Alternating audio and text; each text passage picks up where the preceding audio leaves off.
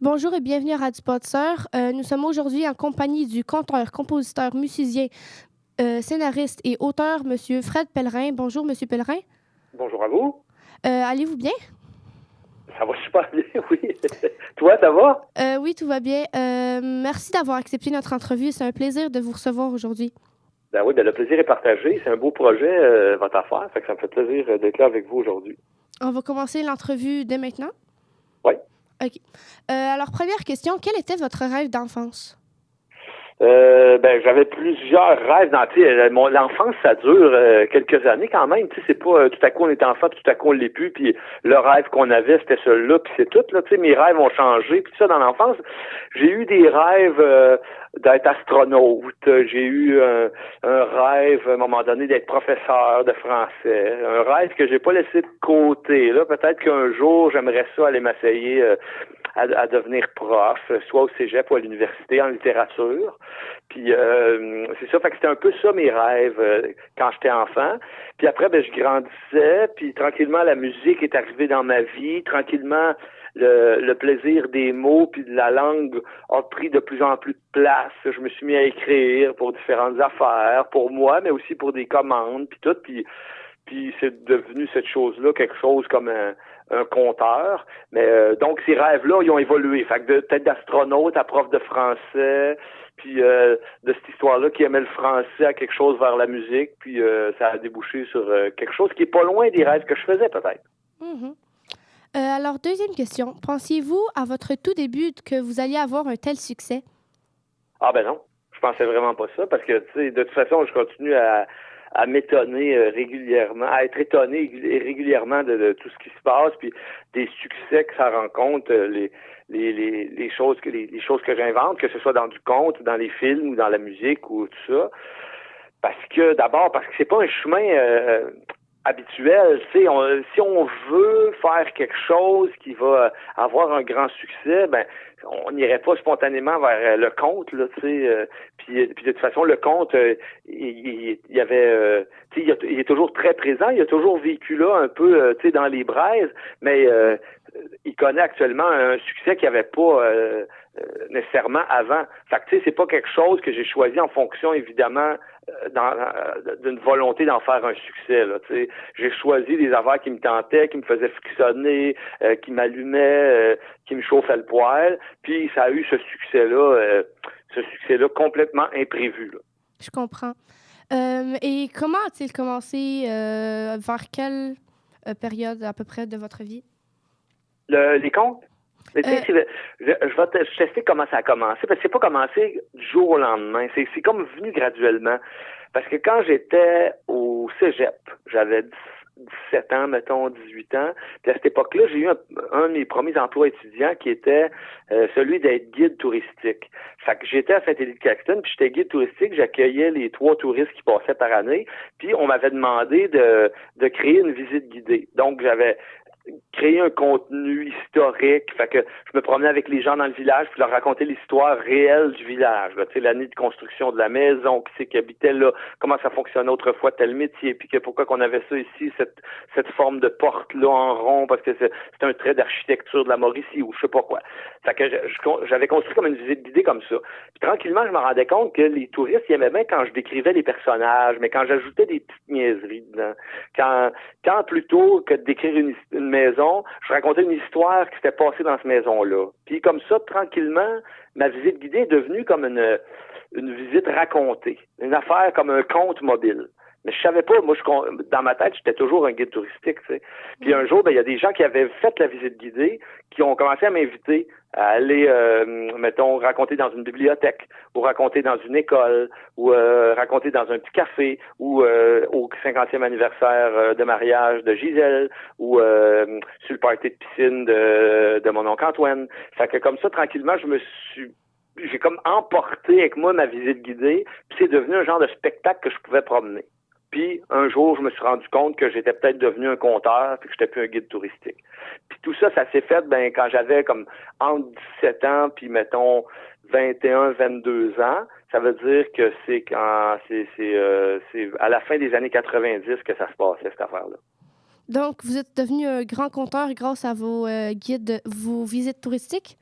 Ben oui, c'est comme si tout à coup, mes visites guidées, c'est comme si tu prenais, tu sais, à Québec, il y a la calèche, là, avec le cheval, t'as déjà vu ça, hein?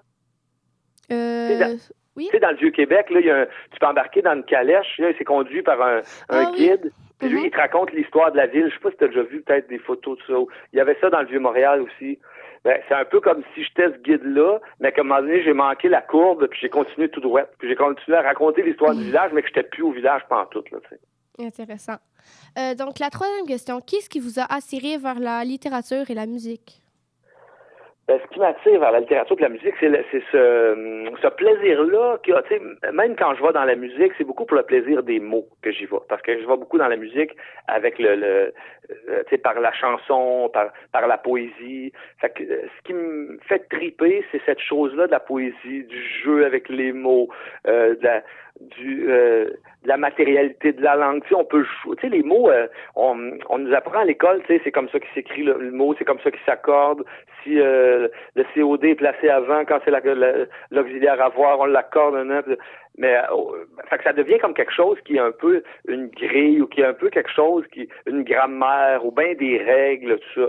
Mais rapidement, si on oublie que c'est des règles, on peut voir là-dedans un super beau jeu. Tu sais, jouer avec les mots, démancher les mots, patenter des mots, mettre des mots ensemble qui créent une image qu'on n'avait pas prévue, faire grincer les mots, faire grincer les règles de la grammaire. Ça, c'est des affaires qui me font triper. Fait que c'est pour ça que je me retrouve, je pense, à faire plein d'affaires comme du conte, des chansons, écrire des films, puis d'autres niaiseries, mais à chaque fois, je me rends compte que le plaisir qu'il y a là, c'est celui du mot, puis de retrouver du sens, puis de trouver des mots qui goûtent quelque chose, qui sentent quelque chose, qui donnent une image, Fait que c'est toujours ce plaisir des mots-là qui m'attire. Excellent. Donc, quatrième question. Pourquoi Hey, ça va-tu jusque-là, Rim? Est-ce que mes réponses sont trop longues? Ou? Non, c'est vraiment pertinent. C'est parfait. OK.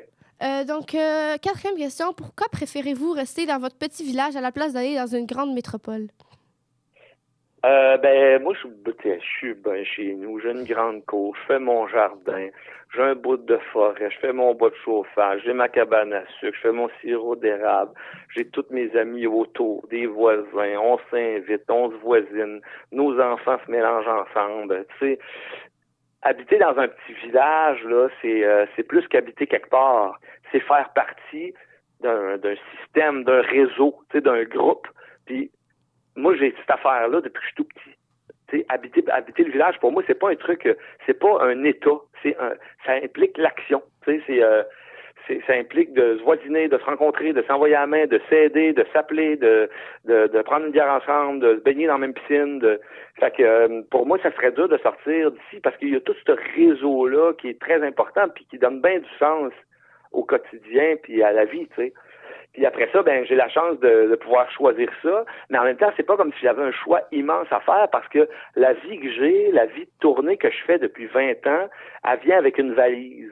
Fait que je passe ma vie, moi, à être partout, tu sais, à me promener dans des grandes villes, à me promener dans des plus petites villes, à aller en Europe régulièrement, à traverser le Canada, à aller dans les Antilles. Bientôt, je vais aller dans le nord de l'Afrique avec mes histoires. Fait que, tu sais, c'est pas comme si je faisais un choix qui m'empêchait d'autres choses, tu sais. Je fais le choix de rester à Saint-Élie-de-Caxton, mais en même temps, j'ai le beau jeu parce que j'ai une carte dans mon jeu qui me permet de voyager plusieurs fois par année. Je comprends. Justement, comment se passent vos tournées? Comment ça se passe, tu sais? Ouais. Oui. Ben une tournée, ça dure, mettons, ce qu'on pourrait appeler la tournée là, d'un spectacle. Là. Quand je crée un spectacle, je vais partir avec pour à peu près 3 ans et demi, des fois 4 ans. Ça, c'est quand je crée un spectacle de conte. Ça part, ça va. Quand je le fais pour la première fois, je sais qu'il me reste 400 soirs à faire, à peu près. Fait que je vais présenter 400 reprises le spectacle que je vais créer dans le conte. Fait que ça va être une tournée qui va s'étirer sur 3 ans et demi, 4 ans. Je suis pas parti 3 ans et demi, 4 ans, évidemment. Je pars, mettons, je vais partir à peu près 4 jours par semaine, 4-5 jours par semaine pour les spectacles. Si c'est des spectacles qui se font dans un rayon d'1 heure et demie de route autour de Saint-Élie-de-Caxton, ça veut dire Victo, Drummond, Shawi, Trois-Rivières, Joliette, l'Assomption, La Tuque, ben ça, je vais revenir coucher chez nous. Fait que je fais mon spectacle, je sors de scène, on parle un peu de ce qui s'est passé, si ça aura bien été, puis je m'en reviens chez nous. Fait que je suis parti 4-5 soirs, mais je suis quand même beaucoup chez nous. Sinon, ben quand c'est plus loin, là, je vais coucher à l'hôtel. Fait que je pars avec ma valise, puis on part pour 4-5 jours. Ça, c'est quand c'est au Québec. Après, quand c'est en France, parce que je vais en France à peu près 4 ou 5 fois par année, des fois 6, ben là, il faut y aller un peu plus longtemps. Fait que je vais partir, mettons, 12 jours. Puis sur 12 jours, je vais faire 8 ou 9 spectacles en France. Fait que, tu vois, là, je vais repartir la prochaine fois en mai. Après, je vais retourner en juin. Après, je vais retourner en octobre. Après peut-être en décembre. C'est ça. Fait que là, ben, c'est des segments un peu plus longs, mais souvent, quand je pars en France, je vais avoir 4-5 jours de congé avant, 4-5 jours de congé après. Fait que finalement, tu sais, je vais être quand même chez nous presque la moitié du temps. Fait que ça fait une vie comme ça. La tournée, c'est beaucoup de départs, beaucoup de retours.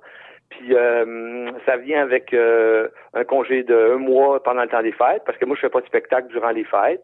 Fait que je reste chez nous. Puis aussi, je prends toujours 2 mois chez nous pendant l'été, parce que j'ai des enfants puis j'ai le goût de faire les vacances avec eux autres. Fait que je prends 2 mois pas de spectacle pendant l'été, mais je me mets toujours un projet d'écriture ou un autre projet que je peux faire à la maison. Fait que je vais écrire, je sais pas, je vais travailler sur un scénario de film, ou on va enregistrer des chansons pour un album de chansons. Puis, fait que tu sais, la tournée est comme ça, elle est pleine d'allers-retours, mais est aussi remplie de d'autres choses, de projets d'écriture, parce que le temps que je vais passer dans les hôtels, ben je vais écrire, je vais composer des choses. Fait qu'il y a toujours plusieurs chaudrons sur le poêle, si tu veux. Même quand vous êtes en congé ou en repos, vous travaillez. Tout le temps, tout le temps. J'arrête pas. C'est un peu, à la limite, ça doit pas être super bien de faire ça tout le temps, là, mais mon cerveau est toujours en train de chercher des affaires. Là, tu vois, j'ai quelques semaines où j'étais arrêté, là. Ben là, j'ai écrit 2 contes. Mais tu sais, je suis pas rendu à faire un nouveau spectacle de contes, mais là, j'ai composé 2 contes. Fait que là, je me suis caché ça dans mes dossiers. Mais dans 1 an et demi, quand je vais commencer à écrire le prochain spectacle de contes, je vais déjà avoir 2 belles billes dans mon sac. Mm-hmm. Fait que on dirait que j'aurais peur si j'arrête mon cerveau qu'il reparte pas. Fait que j'essaie de toujours lui donner de la moulée pour qu'il continue de tourner. Ben justement, d'où vient votre inspiration? Ben, mon inspiration, elle me vient un peu de Saint-Élie, évidemment. Elle me vient des personnages du village, elle me vient des trucs, des anecdotes qui se sont passées dans l'histoire du village. Elle me vient une connerie que quelqu'un va me dire à l'épicerie quand on attend pour payer nos affaires à la caisse. Elle me vient de la postière qui me dit, qui me raconte qu'est-ce qui est arrivé hier. Elle me vient, je cueille beaucoup des petits bouts d'histoire où juste, des fois c'est même pas un bout d'histoire, des fois c'est juste une graine que je vais semer qui va laisser pousser quelque chose qui n'est pas la graine, mais c'est comme si quelque chose qu'on va me dire va provoquer dans ma tête quelque chose, une anecdote ou un personnage ou un trait de personnage. Des fois, là, c'est juste un trait ou une couleur, tu sais, qui va arriver dans ma tête, mais elle va servir à habiller quelqu'un, cette couleur-là, peut-être, à un moment donné. Fait que je me nourris beaucoup de ce qu'il y a ici, de ce que j'entends au village. Après, ben, je lis beaucoup de contes de tradition orale parce que tu sais, il existe un répertoire de contes que les gens se racontent depuis la nuit des temps. Puis il y a beaucoup de gens qui ont collecté ça, qui ont été entendre les gens qui savent les histoires partout à travers le monde, puis qui les ont colligés, qui les ont mis dans des livres qu'on peut consulter, qu'on peut lire. Fait que je lis beaucoup de choses comme ça. Puis ben l'inspiration, tu sais, l'inspiration, je ne sais pas si ça existe vraiment de l'inspiration qui donne des idées. Tu sais, les idées, ils viennent pas tout seuls. C'est un travail, c'est une recherche constante. Tu sais. Mais j'ai la chance de pouvoir faire juste ça dans ma vie. Tu sais, dans le sens où j'ai pas à avoir un autre travail à côté qui me prendrait du temps. Moi, je cherche des idées.